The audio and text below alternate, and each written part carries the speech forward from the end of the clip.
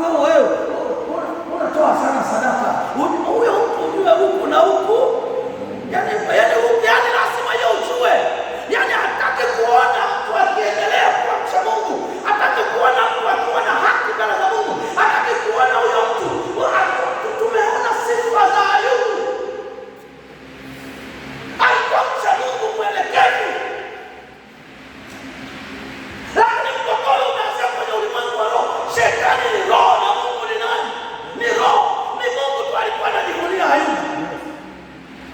Halafu shetani unajua anasemaje? Anasema kwa sababu yule umempa mali, umembariki, umempa watoto na nini?